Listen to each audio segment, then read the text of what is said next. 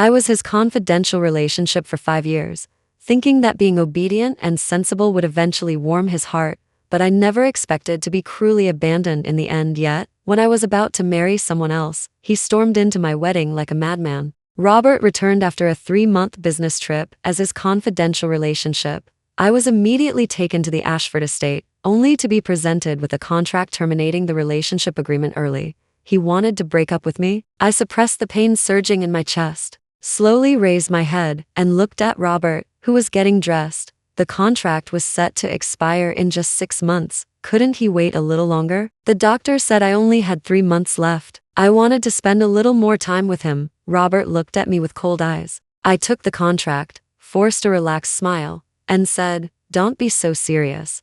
I'm just kidding. I haven't wanted to be with you for a long time. Now that the contract is terminated early, I couldn't be happier." Marriage and children were clearly out of the question for me in this life. But in front of Robert, I wanted to leave with dignity. He had someone bring over a substantial severance package. My nose stung. I took a card from the drawer it was 1H given me and said, "Please give this back to him also. Tell him for me that I've never used a single penny of his money, and I certainly won't accept his severance package. Please return the initial payment for my time as well." I placed the card on top of the pile of property deeds and turned to leave the Ashford estate. The winter in Oakwood City was a little cold. I walked back to the apartment Robert had given me and started packing. After leaving, I sent a text message to Jessica. "Ms. Jessica, the password for the Grand Residences is 0826. I arrived at my friend Emily's place with my suitcase. Emily and I were both orphans. We grew up together in the orphanage, practically sisters. Sarah, why are you here?" I tightened my grip on the handle of the suitcase and said, feeling a little embarrassed, "Emily, he and I broke up, so I've come to stay with you." She froze for a moment, then hugged me tightly. "Don't be sad. You still have me." She took my suitcase and pulled me inside the house. "Don't say things like that anymore. This is your home. You can stay as long as you want." Since parting was inevitable, I decided to spend these last 3 months properly with Emily. The next morning, I put on makeup, using thick makeup to cover my pale complexion, then got up and went to the company to resign. As luck would have it, I overheard colleagues discussing that the chairman's daughter, the new CEO starting today, was Robert's, the one he always loved. My chest tightened and my face turned pale. The CEO's exclusive elevator suddenly opened. I watched Robert walk out with a beautiful woman, staring blankly at her eyes and brows, which were somewhat similar to mine. "Good morning, everyone. I'm your new CEO. My name is Olivia." Thinking back to Robert's occasional whispers, my heart suddenly ached without reason. Then a dense, sharp pain swept over me, making my face turn deathly pale. How foolish I was to fall head over heels in love with him just because of the occasional tenderness he showed. I went to the restroom, quickly took out my heart medication, swallowed it without water, and took a long time to calm down before turning on the faucet and splashing cold water on my face. I looked up at myself in the mirror. Because of the torment of illness, my cheeks were sunken, and my face was lifeless. Just as I was lost in thought, the restroom door was pushed open, and Olivia walked in wearing heels. Her face was smooth and delicate, fair with a hint of red, exuding nobility and elegance all over. On top of that, she had a high degree, possessing both beauty and intelligence, something I could never compare to. Catching Olivia's gaze, I suddenly felt inferior. I quickly lowered my head, grabbed a tissue, and turned to leave. "Wait a minute." Olivia walked up to me and smiled gently. "You're an assistant in the CEO's office, right?" I suppressed the turmoil inside me,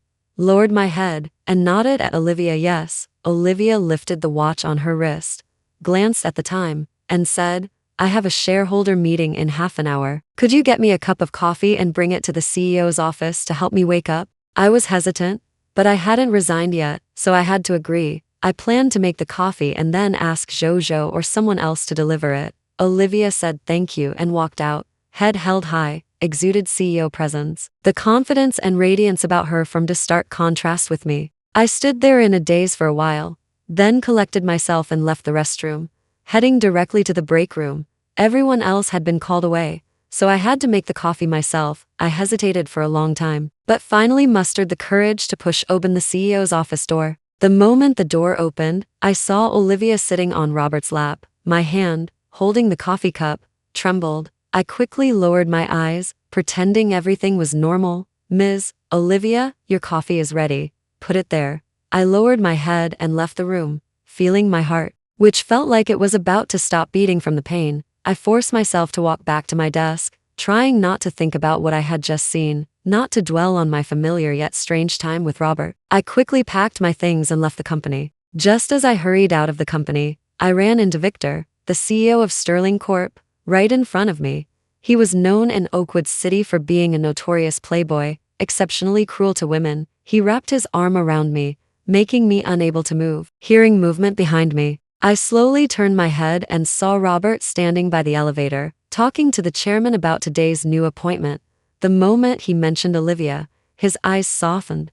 Then he brushed past me without giving me a single glance. It wasn't until Robert had walked far away that Victor realized it was Robert, the second son of the Sterling family. He quickly let go of me and tried to greet him. I took the opportunity to slip away. After returning home and putting down my bag, I sat on the sofa in a trance until my phone rang. I snapped back to reality and saw the phone number displayed. I frowned. Why would Jessica call me? Ms. Jessica? What is it? I heard Jessica's respectful voice on the other end. Ms. Jessica, I was cleaning the apartment just now and found some of your things left behind.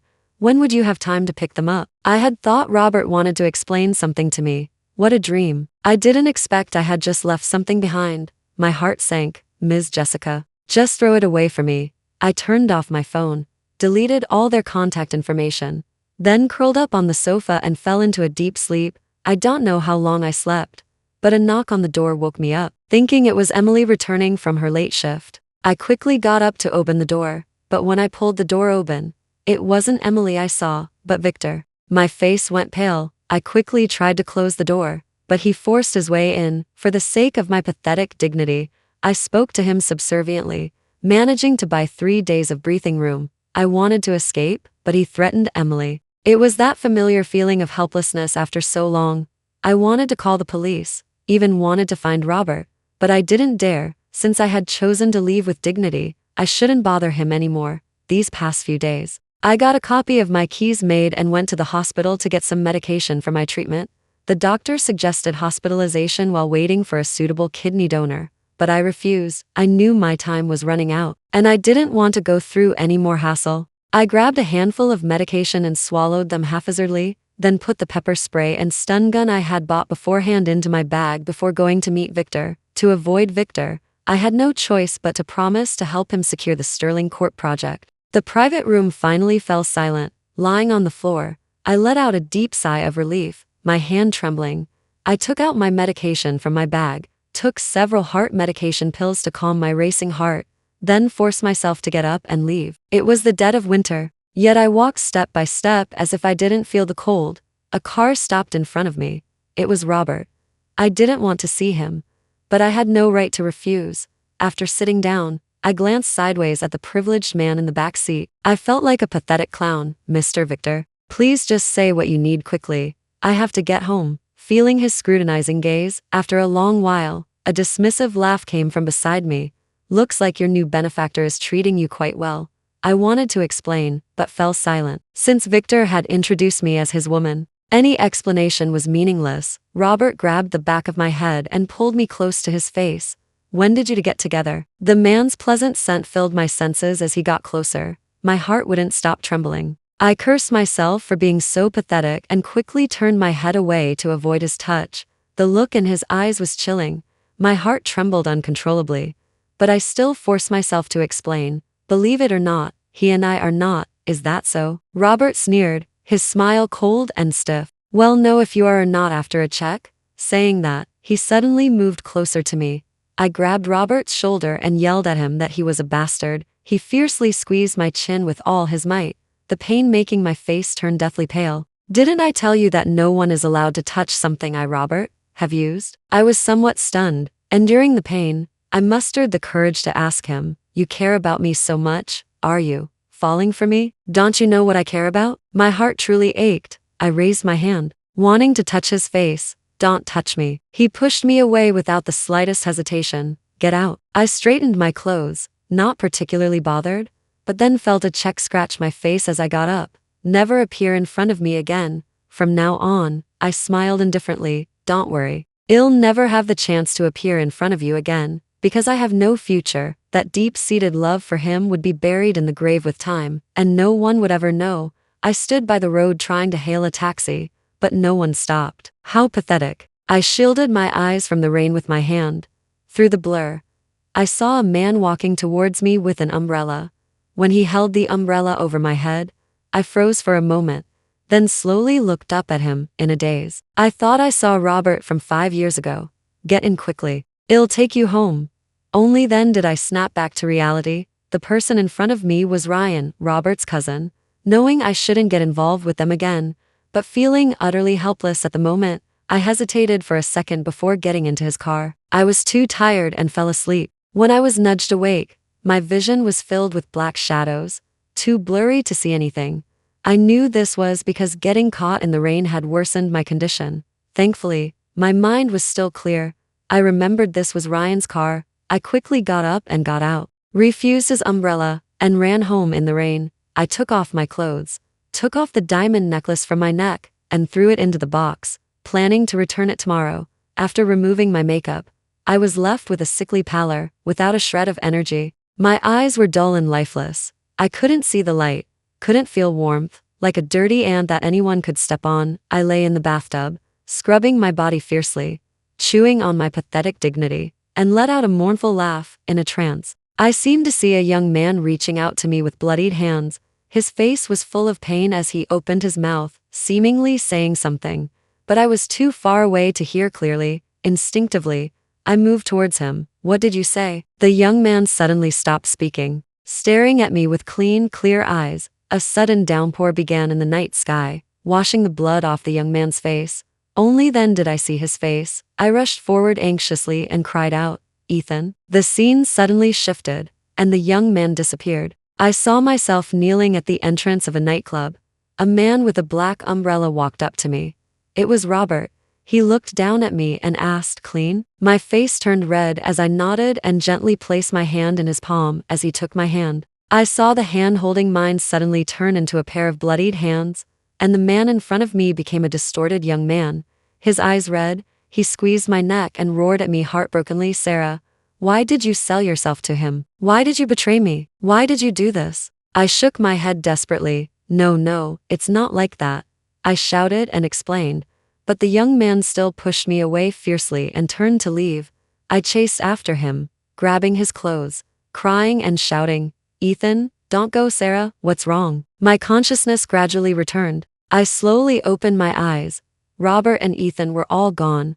Only Emily was there, looking worried. Only then did I realize I had been having a nightmare, dreaming of the past, and also of someone I didn't want to see. "You had a high fever, so I brought you to the hospital." Emily saw I was feverish and disoriented, explained gently, then picked up the water nearby and helped me drink it. "Emily, did the doctor say anything to you?" "The doctor didn't say anything. Seeing you had a high fever and were unconscious, they put you on in 4 drip first and drew blood. The report should be ready by now." I quickly grabbed her hand. "Emily, I'm a little hungry. Could you please go get me something to eat first?" Watching her leave with her bag, I forced myself to get up, retrieve the report, tear it up, and throw it into the trash can so Emily wouldn't see it. I turned around to push the 4 drip back to the hospital room, but saw Robert carrying Olivia, hurrying into the hospital. They brushed past me. I walked towards the hospital room with self-mockery. Emily returned, asking about my report. I deflected her questions, ate the chilled porridge, and listened to her nagging. I didn't wish for anything more. As long as I could live until Emily's wedding day and see her get married, I would have no regrets. After staying in the hospital overnight, my fever completely subsided, so I had Emily check me out, and I went straight home. My fever was gone, but my heart failure had worsened. I opened my phone and looked at the paparazzi photos of Robert taking Olivia to the emergency room, with headlines reporting their rekindled romance. I smiled, then I saw an unfamiliar text message. "What were you doing at the hospital?" I asked who it was, and after a long wait, learned it was Victor. I tried calling him, but he hung up, indicating he was in a meeting. Full of doubt, I called Victor's work number and was told he was indeed in a meeting. Feeling relieved, I gritted my teeth and typed, "Had a high fever. Went to the hospital for N4 drip." I didn't bother to check if he replied and drifted into a deep, unconscious sleep. After a long while, Victor called to ask about my condition, though mostly about the progress of his project. I had already planned it. What happened in the car that day was a good excuse. I would string Victor along until Emily's wedding was over. Then I would go to him and end both our lives. Every day, I went to different hospitals to get medication. Saving up the medication containing sedatives, I mailed the dress and necklace that I hadn't returned yet. I felt a sense of relief. Emily called and asked me to go with her to try on wedding dresses. I forced myself to look energetic as I watched the beautiful and elegant Emily. Her boyfriend, David, was an honest and dependable man. More importantly, he was good to Emily, which put my mind at ease. Emily's custom wedding dress was quite expensive, so the bridal shop gave her a bridesmaid dress for free. She quickly picked out a champagne-colored dress for me and asked me to try it on too. I had lost a lot of weight, and the dress was a bit big on me. Emily touched my waist, her face full of concern. I smiled and reassured her. I'm dieting. After trying on makeup for the wedding day at the bridal shop, we went over the wedding proceedings at the hotel. After we finished, we had dinner at a restaurant before going home. David had bought a new home, and Emily would move into the new home after the wedding. I helped her pack her belongings. When she wasn't looking, I gave her a bank card.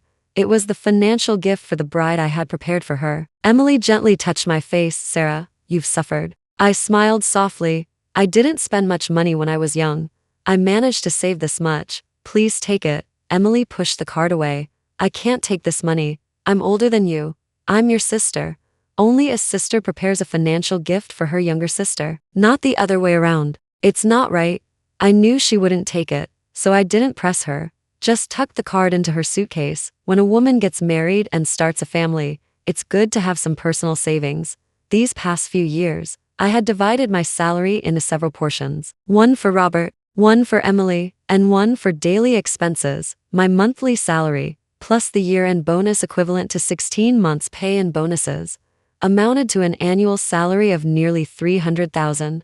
I didn't spend much myself, saving it all. After paying back Robert, I had about $200,000 left. It wasn't a lot, but if Emily encountered any difficulties after getting married, she would have a little money to fall back on, and I would feel more at ease. Besides, this money was clean. I earned it from my work, so Emily could take it without worry. After packing some things, we lay in the same room, on the same bed, just like when we were young, putting on face masks and dreaming about the future. I was a little reluctant for Emily to leave, but I knew that in Emily's future life, there would be more than just me. There would be her own family. On the day of the wedding, I followed behind, smiling, watching them walk towards happiness.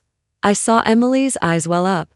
Emily, who had been with me for half my life, placed her hand in David's. From this moment on, Emily would begin a new life, and I would have no more regrets. The wedding ceremony, presided over by the officiant, reached the part where they exchanged rings. Just at the crucial moment, Victor arrived. I quickly got up from the guest seating, hurried to stop him, showed him the forged contract, appeased him, and sent him away. The room full of guests began whispering and pointing. I didn't pay it any mind, but for Emily's sake, I deliberately leaned close to the microphone on her wedding dress and explained, suppressing the rumors below the stage. After all, people are judged by the company they keep. That phrase alone could ruin a person's reputation. I had to make it clear so Emily wouldn't be gossiped about. Emily's face was full of worry. She simply removed the microphone clip to her wedding dress, took my hand, and looked at me anxiously. Sarah, if you're ever in danger, you have to tell me, even if it costs me my life.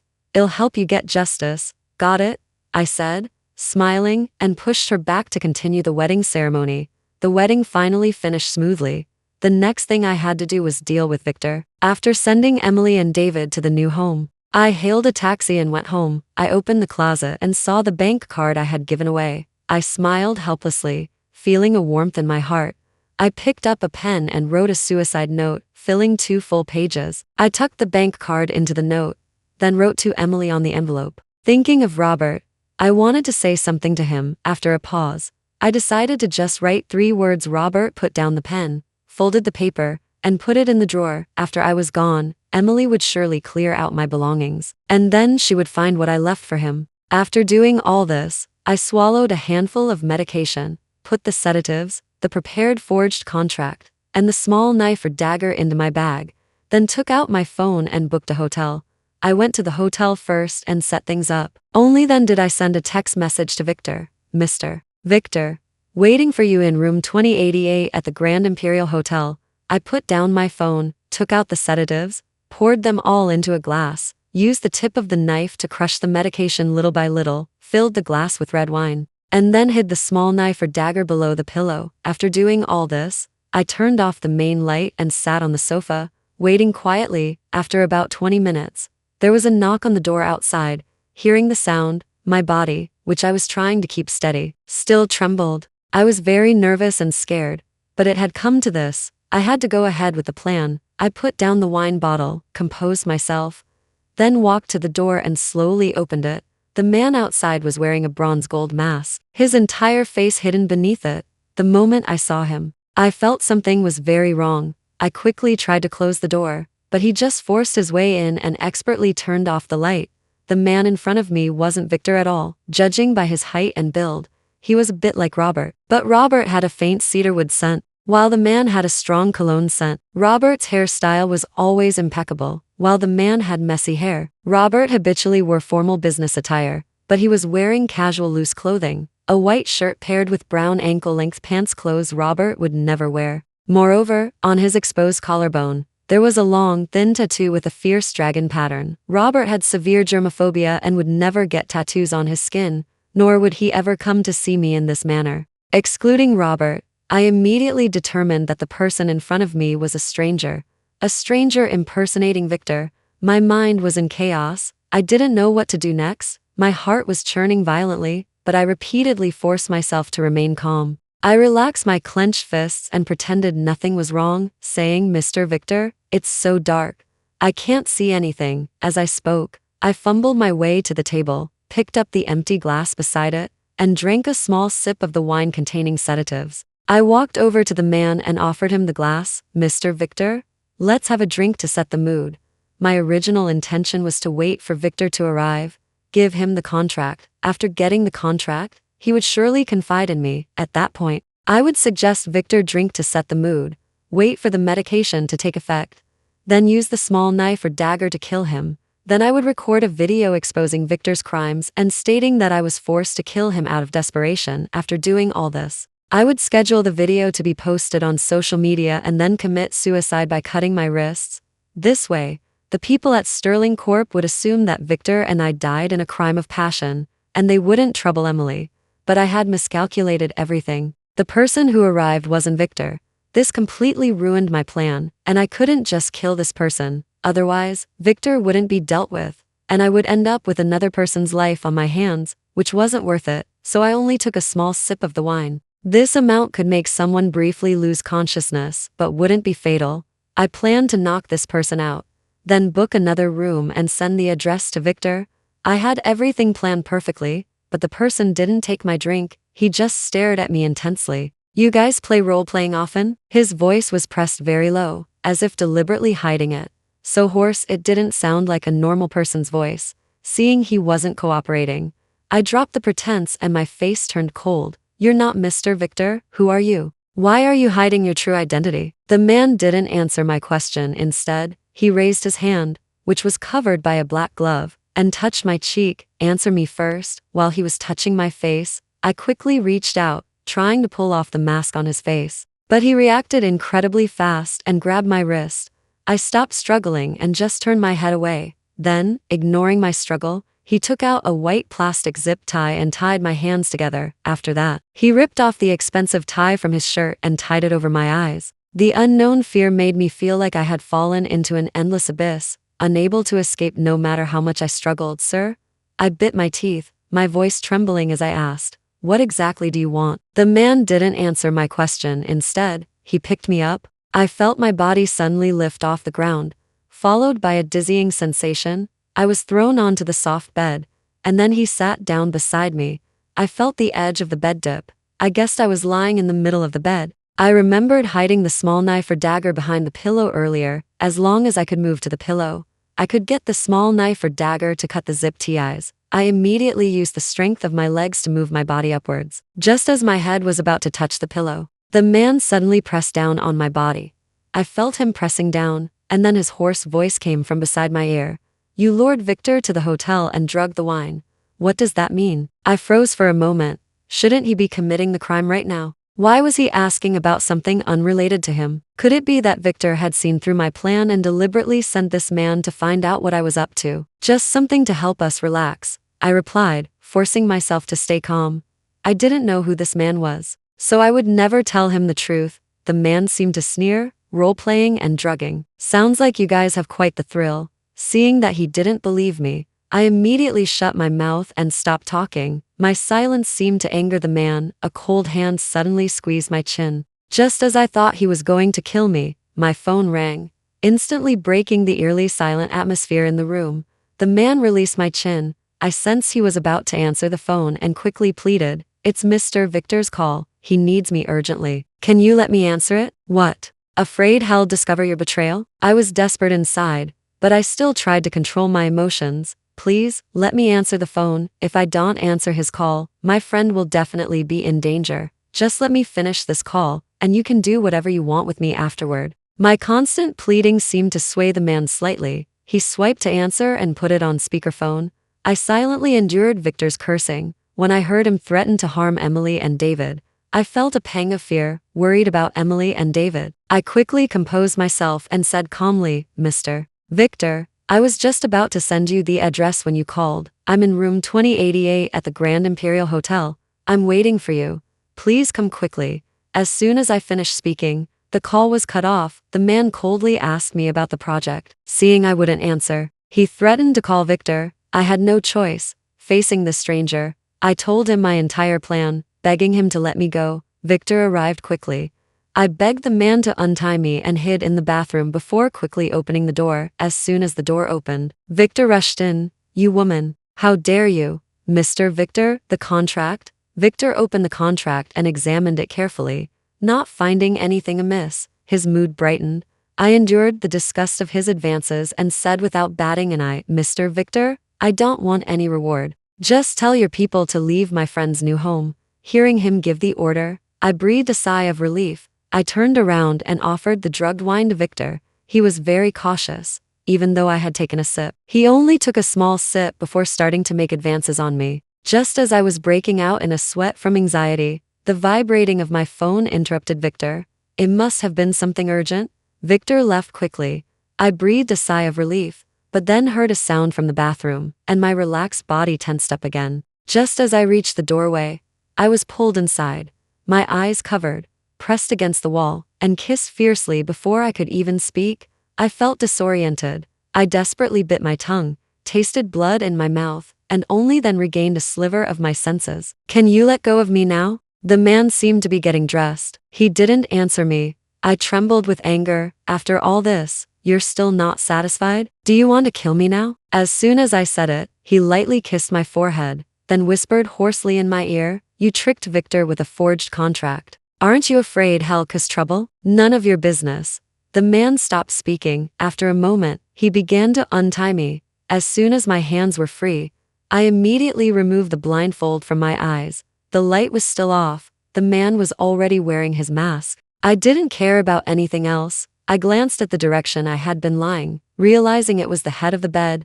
I quickly got up from the bed, sat at the head of the bed, and blocked the pillow with my body. I quietly reached my hand below the pillow and touched the small knife or dagger. I immediately grabbed the knife and lunged at the man. Within seconds, I reached him, quickly raised the knife in my hand, and stabbed directly at his chest. Unfortunately, the man reacted too quickly. He stepped back, avoiding a vital spot. I was so angry I lunged at him and stabbed wildly, hitting his arm, his thigh, anywhere I could reach. The man stopped dodging, grabbed my wrist, and took the knife from my hand. Hearing the man speaking in a low voice made me regain a sliver of my senses. But I was still so wronged. I didn't want to be manipulated anymore. I didn't want my life to be taken advantage of by a stranger. I no longer had the knife, and I was held captive by the man. This feeling of being helpless made me weak. I simply knelt on the floor and sobbed. Covering my face, "Stop crying," the man said in a cold voice, trying to comfort me. I couldn't hear him at all. I lay on the floor sobbing uncontrollably, looking utterly miserable. The man seemed to sigh helplessly. He knelt and touched my hair. I pushed his hand away in resistance. He then said loudly, I've wanted you for a long time. I couldn't control myself for a moment. I'm sorry." Hearing this, my senses cleared. Only someone associated with Victor would do something like this. The thought that I had told him my entire plan when I begged him to let me go sent a shiver down my spine. If he told Victor all this, let alone dealing with Victor, I would be the one dealt with by them. I trembled with fear. Despair washed over me, making it hard to breathe. The man picked up the small knife or dagger. "You plan to lure Victor into drinking the drugged wine and kill him with this knife." I angrily clenched my fists, threw the small knife or dagger away, and warned him coldly, "If you're in danger in the future, don't come looking for me. Don't put yourself in danger like this again." "Find you?" I sneered. "I don't even know who you are, your name, or what you look like. How could I find you?" The man didn't reply. He picked up my phone, opened the messaging app, and added his phone number. "Just send me a message, and I'll be there to save you immediately." I looked at the username displayed on my phone, Mr. Smith. I quickly thought for a moment but couldn't recall anyone with the surname Smith. Therefore, I guessed this was likely a fake name. The man didn't want to reveal his true identity, so he naturally wouldn't disclose any suspicious information. As I looked down, lost in thought, the man suddenly picked me up. I struggled desperately, but he only placed me back on the bed, pulled the blanket over me, leaned down, and said, "Get some good sleep, don't wait for Victor. He's not coming back." I didn't understand what he meant. I frowned and asked, "What do you mean he's not coming back?" The man didn't reply and walked away immediately. He left quickly, seemingly to deal with something urgent. I looked at his back, wishing I could lunge at him and tear him apart, but I was so tired now. My body felt weak, and I just wanted to fall asleep. Yet, I still forced myself to sit on the sofa and wait for Victor. There was no way I would believe a stranger's words. I had to stay fully alert, stay here, and deal with Victor. Neither of them would get away. I clenched my fists and swore to myself, I definitely wouldn't let them get away.